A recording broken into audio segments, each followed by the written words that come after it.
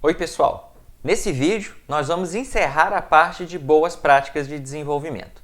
Aqui nós vamos falar sobre uma ferramenta que auxilia principalmente quando várias pessoas trabalham no mesmo código.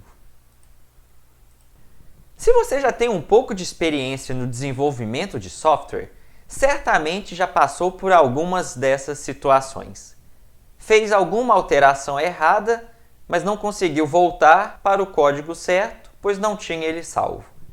Já quis, a partir de um mesmo código, implementar coisas que poderiam ser conflitantes. Ou quis investigar razões para que um código tenha parado de funcionar. Além disso, quem nunca fez isso? Salvar várias versões diferentes como se fosse uma forma de backup. Mas será que não existe uma forma um pouco melhor de fazer isso? É nesse contexto que entram os chamados sistemas de controle de versão. Esses sistemas têm a finalidade de gerenciar diferentes versões no desenvolvimento e manter um registro das modificações. Ao utilizá-los, nós temos vários benefícios. Eles facilitam com que várias pessoas trabalhem no mesmo código simultaneamente.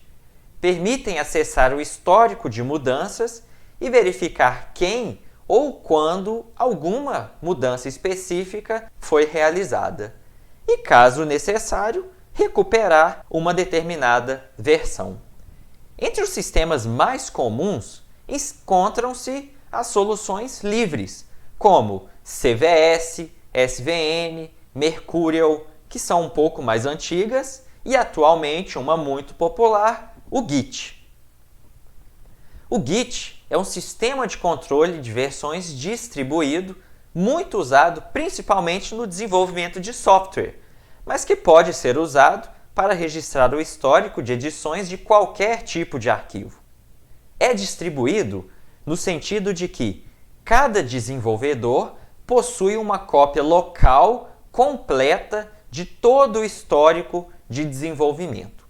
O Git foi inicialmente projetado e desenvolvido pelo Linus Torvalds para o desenvolvimento do kernel Linux. O GitHub é muito conhecido e ele é um site de hospedagem gratuita de código baseado no sistema Git. Além das funcionalidades básicas, estudantes também têm acesso a algumas ferramentas extras. O Git funciona a partir do que denominamos snapshots. Cada snapshot é como se fosse uma fotografia, uma representação do seu código naquele instante de tempo na evolução do desenvolvimento. Esses snapshots são criados no momento que quisermos e com os arquivos cujo estado atual queremos guardar. Os snapshots ficam guardados e podem ser acessados depois. E como falamos antes, o Git é um sistema distribuído, onde a maioria das operações é feita localmente e depois deve ser enviada para um servidor central. Esse servidor central pode ser apenas local ou remoto, como é o caso do GitHub. Cada diretório de trabalho do Git é um repositório com um histórico completo e habilidade total de acompanhamento das revisões. O principal comando que vamos ter é o commit, responsável por criar um snapshot. Esse snapshot é criado na cópia local do repositório. Para manipular e trabalhar com o repositório central, que pode estar na mesma máquina ou em um servidor remoto, nós vamos ter 3 comandos básicos. O clone, que faz uma cópia local inicial do repositório central. O pull, que sincroniza a cópia local com o repositório central, pegando as alterações, ou seja, os snapshots que estão no repositório central e que não temos na nossa cópia local. E, finalmente, nós temos o push, que é responsável por enviar os snapshots que criamos localmente para o repositório central. Aqui temos um exemplo bem simples que você pode utilizar para praticar. A primeira coisa que temos que fazer é clonar o repositório, ou seja, criar uma cópia local do repositório central. Nesse caso, o repositório central está localizado no GitHub. Em seguida, você pode fazer alterações no código. Por exemplo, adicionar comentários, mudar o nome das variáveis, entre outras. Finalmente, vamos salvar as alterações seguindo os seguintes passos. Primeiramente, chamamos o comando git add, que informa quais arquivos queremos salvar no snapshot. Nesse caso, vamos salvar todos os arquivos que modificamos.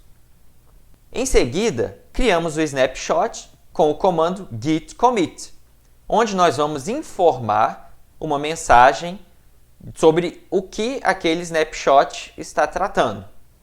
E, finalmente, podemos sincronizar com o repositório central. Vamos usar alguns parâmetros padrão que você pode ler mais a respeito nos links abaixo. Atenção! Você consegue fazer todos esses passos, exceto o último, pois você não possui permissão para enviar o código para o repositório remoto. Vamos ver rapidamente como que funciona então a execução desses comandos. Digamos que eu tenho um diretório projetos e eu quero guardar os meus repositórios locais dentro desse diretório. Se a gente verificar, esse diretório inicialmente está vazio. Se nós quisermos então clonar um repositório que está, por exemplo, em um servidor remoto, nós podemos usar aquele comando. O nosso repositório acabou de ser clonado. Se nós verificarmos, agora nós temos um diretório local, que é o nosso repositório local, para a gente fazer o desenvolvimento. Acessando esse diretório, a gente consegue ver todos os arquivos que fazem parte, que foram copiados do repositório central. Vamos fazer uma pequena edição no arquivo main.cpp.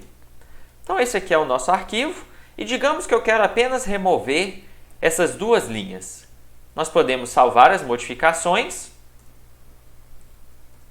e se nós executarmos um outro comando chamado de git status, a gente vai ver que ele vai nos informar quais arquivos foram modificados e estão diferentes do repositório local. Ou seja, esses arquivos estão modificados no nosso workspace apenas.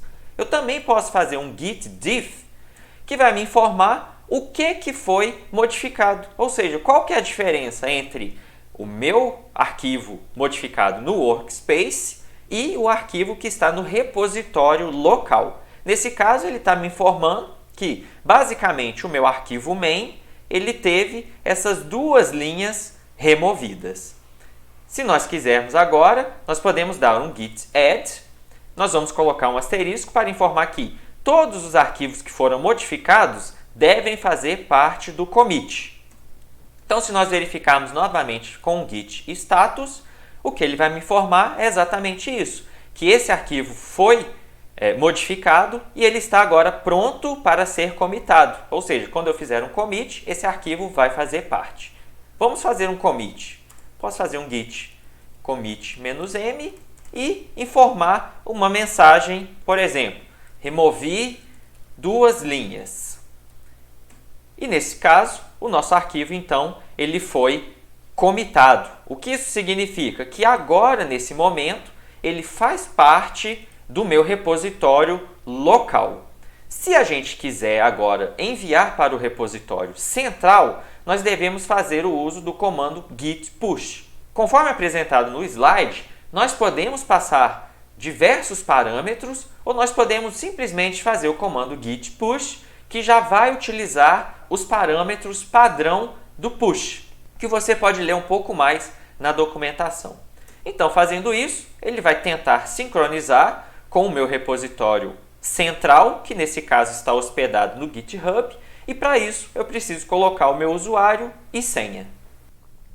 Além disso, o Git possui várias outras funcionalidades mais complexas e avançadas. Uma bem interessante é a criação de branches. como se fossem diferentes galhos, diferentes linhas de desenvolvimento.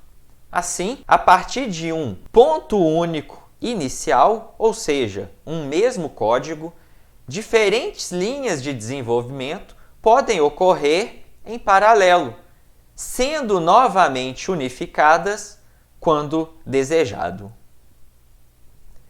Essa é uma figura para servir como referência sobre o funcionamento geral do sistema Git. Basicamente, nós vamos estar trabalhando com cópias locais e um repositório central. Cada pequena modificação é salva no que chamamos workspace. E apenas quando criamos um snapshot, usando o commit, é que ela passa a fazer parte do repositório local. Para enviarmos essas alterações para o repositório central, nós vamos utilizar o comando push. Lembrando que essa é apenas uma breve introdução sobre o Git e é fortemente recomendado que você leia mais nas referências indicadas. Concluímos aqui uma introdução básica sobre boas práticas de desenvolvimento. Como vimos, escrever código que funciona é diferente de escrever um bom código. Isso requer dedicação de todos os envolvidos e, para começar, basta dar o primeiro passo. Para você começar a praticar, clone o repositório do exemplo e tente aplicar algumas das regras que vimos. Ao final, discuta com outros colegas para ver quais foram as alterações propostas por eles.